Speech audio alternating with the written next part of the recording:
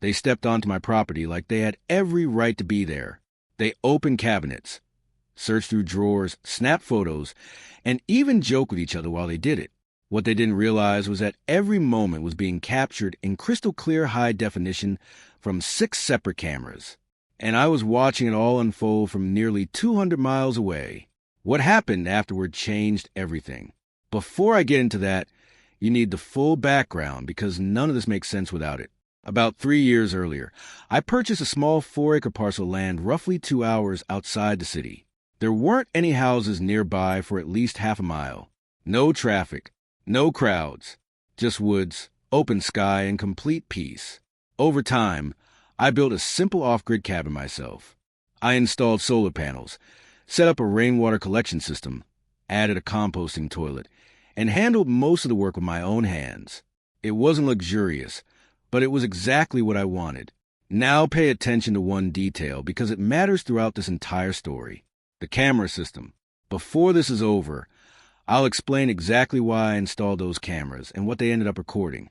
And trust me, when I finally reviewed all the footage, what I discovered was far worse than I had first believed.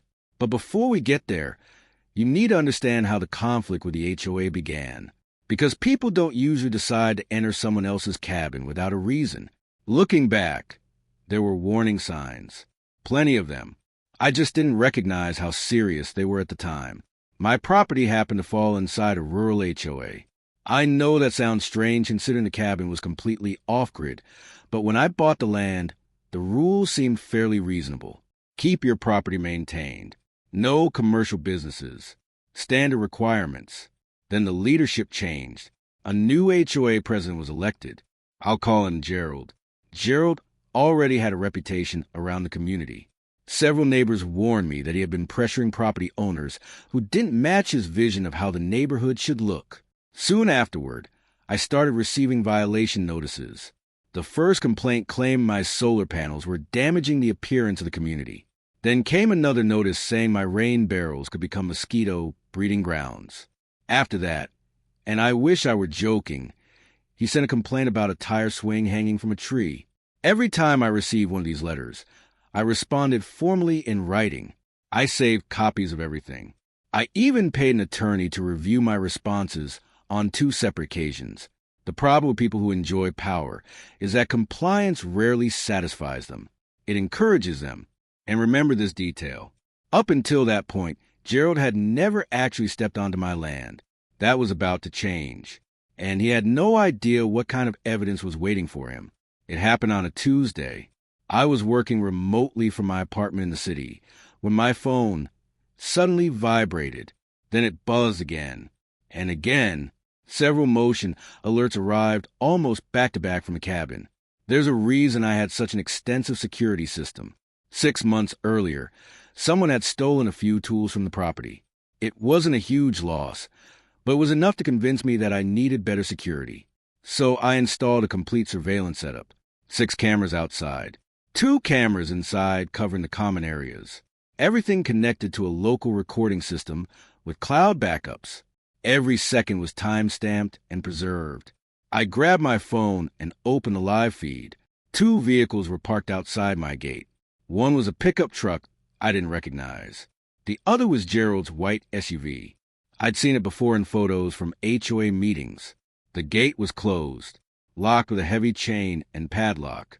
Then I watched something I still couldn't believe.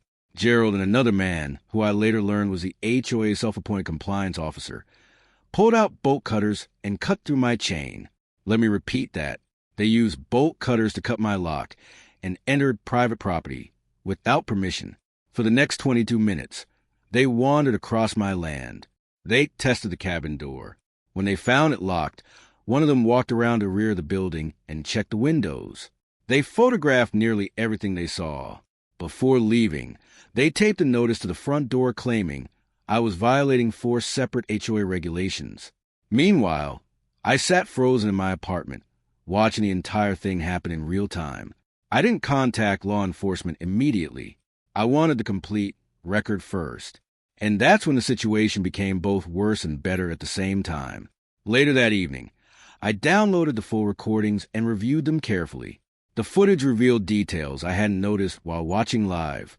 At one point, the compliance officer approached a side window and reached into his jacket pocket. The camera clearly showed him trying to manipulate the window latch with some kind of tool. After roughly 40 seconds, he gave up, but his intentions were obvious. Then I found something even more damaging. While standing on my porch, Gerald made a phone call. I couldn't hear it during the live feed, but one of the exterior cameras had recorded the conversation with surprisingly clear audio, and what he said next immediately got my attention. According to the recording, Gerald remarked that the cabin appeared abandoned and suggested they should move on property that I legally owned, actively maintained, and possessed every permit required by law. That night, I treated the footage like evidence in a major case. I made multiple copies. One went to cloud storage. Another was saved to an external hard drive. I copied everything onto a USB drive for my attorney. Then I created another backup and gave it to a family member just in case anything happened to the originals. After that, I made a decision Gerald never anticipated. I didn't call him. I didn't send another response letter. I contacted the sheriff's department. Then I called my attorney. And after that, I simply waited. 2 days later, an email arrived from Gerald. It was formal and demanding. He informed me that the HOA was holding an emergency hearing regarding my ongoing violations and failure to comply with community standards. According to him, I had 72 hours to respond. I replied 4 minutes later. My response was short. I'll attend. Please make sure all board officers are present. I have information relevant to everyone in the room. That Saturday, I made the 2-hour drive to the community hall. I brought my laptop. I brought a printed timeline of events. I brought the USB drive containing every recording. And I brought my attorney. Judging from Gerald's expression when we walked through the door, that was the one thing he hadn't planned for. There were 7 people present. Gerald, the compliance officer, 3 additional board members, my attorney, and me. Gerald began the meeting by presenting what he called evidence of my violations. Most of it consisted of photographs he had taken during his unauthorized visit to my property. I let him finish without interruption. When he was done, I opened my laptop. Before we discuss any alleged violations, I said, I'd like to show the board something. Then I played the recordings. The cut chain, the damage gate, the attempted entry through the window, the phone conversation on my porch. Every second of it, time-stamped, high definition, impossible to misinterpret. The compliance officer immediately lost all color in his face. One board member, a woman who had spent most previous meetings agreeing with Gerald, stared at the screen and finally asked the question everyone was thinking.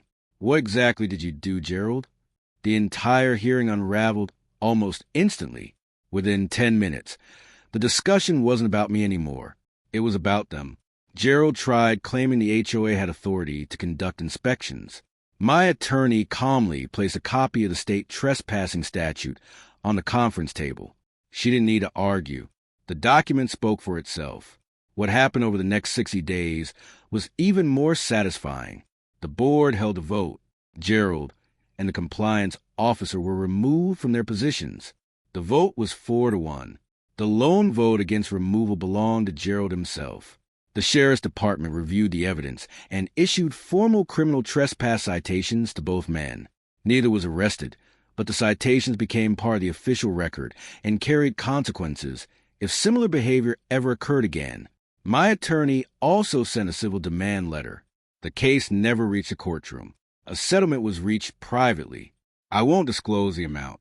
What I can tell you is that it covered every legal expense I incurred and left enough remaining for me to finally complete the second outbuilding I had been postponing for months.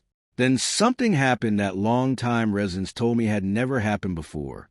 The HOA issued a formal written apology. According to one member who had lived there for decades, it was the first apology the association had ever issued in its 22-year history. And that tire swing? It's still hanging from the same tree today.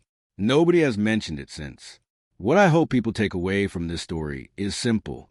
None of this would have happened without documentation. Not one part of it. The cameras mattered. The written records mattered. The copies of every letter mattered.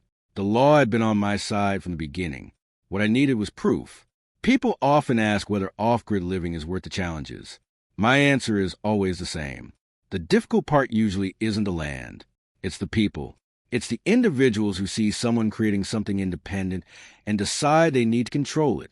Gerald didn't enter my property because of solar panels. He didn't do it because of rain barrels. And he certainly didn't do it because of a tire swing. He did it because he couldn't intimidate me into leaving.